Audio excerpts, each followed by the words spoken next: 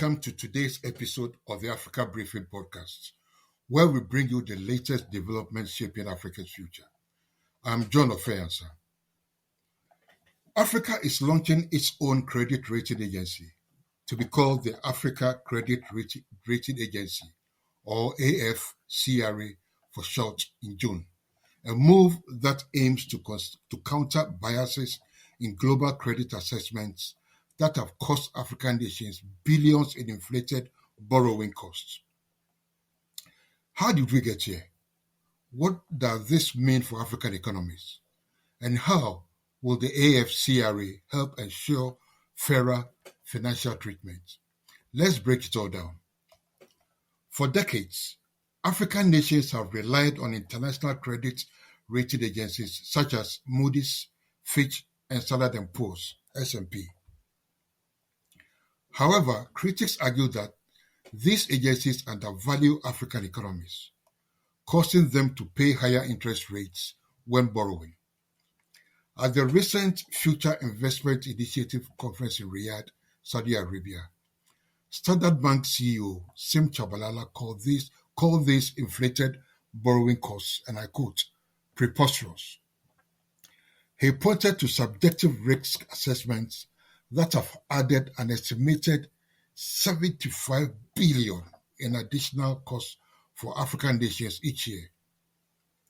This has led to real-world consequences: higher costs for infrastructure projects, healthcare, education, and economic development. Instead of directing resources toward growth, many African governments are forced to spend billions servicing unnecessary debts. The push for fairer credit assessments has been gaining momentum across the continent. At a presidential breakfast dialogue in Addis Ababa early February, Kenyan President William Ruto stressed the need for an African-led rating system that accurately reflects the continent's economic strength. It is time for Africa to use the right scale, one that reflects its true weight, Ruto said.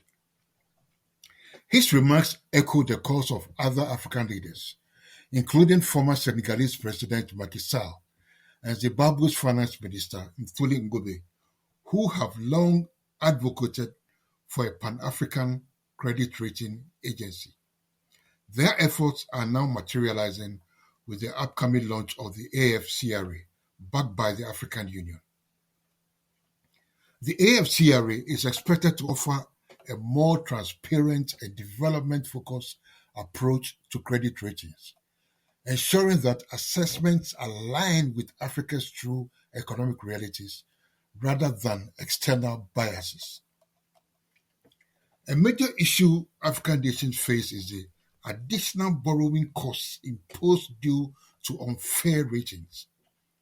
Senegalese economist Amadou Hott, who is currently a candidate for the presidency of the African Development Bank, highlighted that African countries often pay an extra 500 basis points compared to equally rated nations elsewhere. This means that while a European or Asian country might borrow at 5% interest, an African nation with the same credit rating might have to pay 10% or more. Over time, this discrepancy doubles the cost of loans, making long-term economic development much harder to achieve. A striking example is South Africa versus Denmark. Despite having similar institutional structures and policies, South Africa is rated junk status, while Denmark enjoys a AAA rating. This artificially inflates South Africa's borrowing costs, making it more expensive for the country to secure funds for essential development projects. The establishment of the AfCRA could bring major financial benefits to African economies.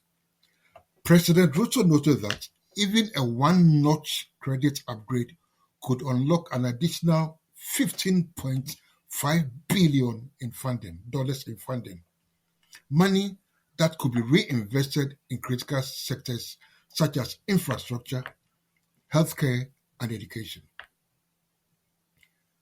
By providing a more accurate reflection of Africa's financial health, AfCRA could also reduce the continent's reliance on international financial institutions, allowing African economies to compete on a more level playing field in global markets. The launch of the AfCRA is not just about lowering borrowing costs. It represents a fundamental shift towards economic self-determination. Africa has long been subject to external financial controls, and this initiative signals a move toward greater financial sovereignty. With its official launch set for June, the AfCRA could 1. Enhance Africa's credibility in global finance, 2. Attract more investment by reducing perceived risks, and 3. Give African nations greater control over their economic futures. The push for an African-led credit rating agency reflects a broader fight for fairness in global finance. For too long, African nations have been subjected to inflated borrowing costs, undermining their ability to grow and invest in their people. With AfCRA on the horizon, the continent is taking control of its financial destiny, ensuring that Africa's true economic strength is recognized on the world stage. That's it for today's episode of the Africa Briefing Podcast. Stay tuned as we continue to track how the AfCRA and other financial reforms reshape Africa's economic future. Thank you and stay blessed. Goodbye.